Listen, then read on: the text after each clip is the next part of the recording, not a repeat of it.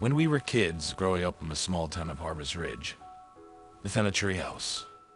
It sat shrouded in the heart of the forest that our parents had always warned us about. This whispering woods. Our gang, consisting of me, Maddie, Sarah, and little Timmy, were always looking for adventure. The allure of the forbidden was too much to resist.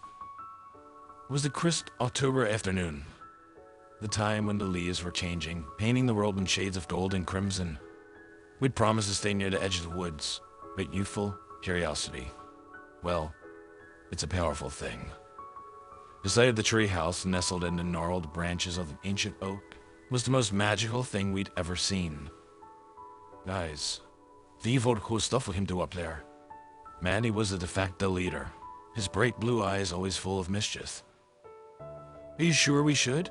Sarah, ever the voice of reason, asked, her brown eyes looking between us nervously. Timmy just clutched his teddy bear tighter, his tiny body trembling. Ignoring the reservations, I stepped forward. Let's just check it out. We'll be back home before dinner. The climb was daunting, the wooden rungs creaking ominously under our weight. When we finally scrambled inside, it was like entering another world. It wasn't because the den and tower of dreams we'd imagined. Instead, it was a stark, grim place full of strange symbols etched in the walls, dark stains on the wooden floor, and an unsettling stone altar in the center. Guys, this doesn't look right, Sarah said, her voice a bare whisper. What's all this stuff? Maddie asked, poking at a pile of odd bone-like trinkets. And then, Timmy screamed.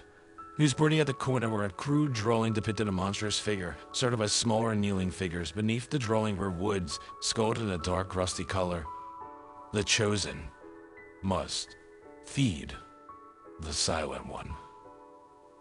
We left the treehouse quickly, fear replacing our initial curiosity. We promised each other we'd never go back, and for a while we kept that promise. But then, Timmy went missing. The town's search found nothing. It was as if the earth had swallowed him whole. We were devastated, but a nagging thought lingered in the back of my mind. The treehouse. One night, unable to bear the guilt and uncertainty, I snuck out and returned to the Whispering Woods. What I saw there still haunts my dreams. The treehouse was glowing. A sickly green light pulsating from its windows, hushed whispers echoed around the woods as cloaked figures shuffled into the treehouse. I hid, watching in horrified silence as the ritual unfolded. Their leader stood by the altar, a familiar teddy bear in his hands. The Silent One demands. The Chosen shall answer. He intoned, and the wood seemed to shiver in response. I ran. The image seared into my brain. The treehouse wasn't just a treehouse, it was a sacrificial altar, and we'd walked right into it. We'd given them their chosen. I told the others, we told our parents, the police, anyone who would listen. They didn't believe us. Of course. They searched the woods and found nothing. The treehouse was gone, as if it never existed. All that remained was an empty clearing and the echo of our guilt. The tale declared Timmy a lost cause, a heartbreaking mystery that would never be solved. The rest of us were sent to the therapist, told we'd invented the whole thing as a way to cope with the trauma. But we knew the truth. Weeks turned into months, and in years, they grew up. The shadows of our childhood had lingered. He never spoke about Timmy or the treehouse, but it was always there, a silent specter haunting our lives. I eventually moved away for college, the need to escape Harbor's rage overwhelming, but like all nightmares, it drew me back in. Maddie, the spark in his eyes, long extinguished, called me late one night.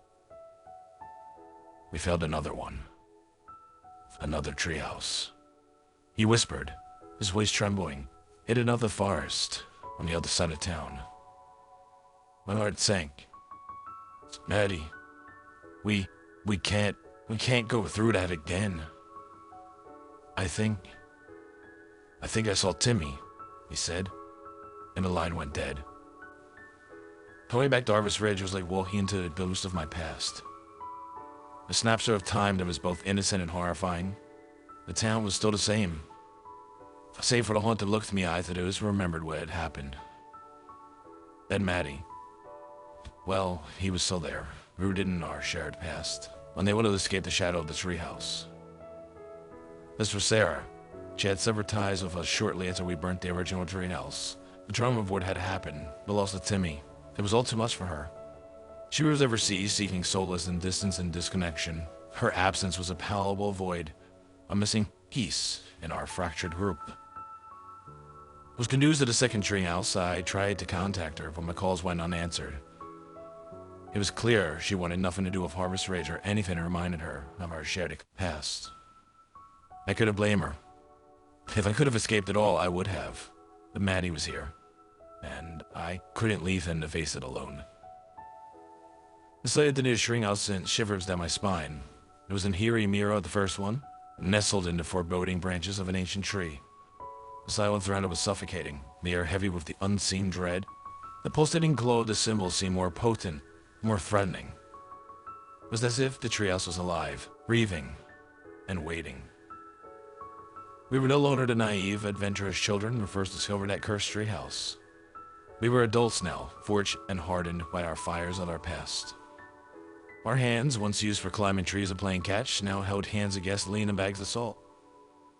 We had done our research, read up on rituals and ancient cults, anything that might give us an edge. And this time, we weren't going to be victims. We were going to fight. We waited, hidden in the underbush, our hearts pounding in sync with the ominous drumbeat that echoed from the treehouse.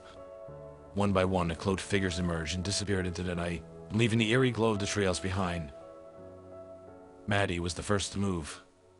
He approached the treehouse with grim determination, his jaw set and eyes hard. I followed, every fiber of my being screaming at me to turn back, but we had come too far.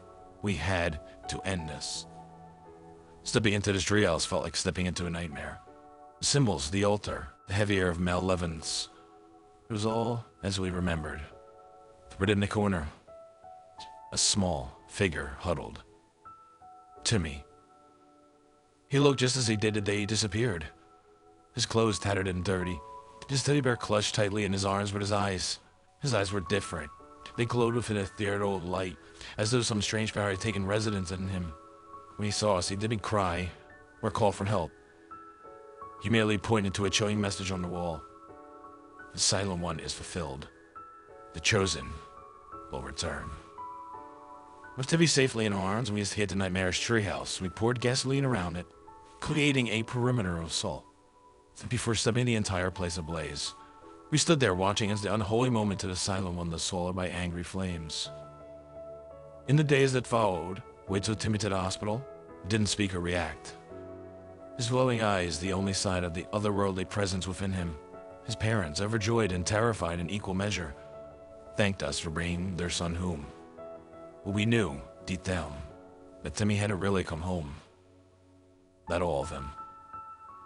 A month after Timmy's return, the hospital called fire. It was a clear, calm night, with no sign of arson or electrical malfunction. Yet the building burned to the ground, an eerily familiar sight for Maddie and me. We rushed to the hospital, hearts pounding with dread we knew all too well.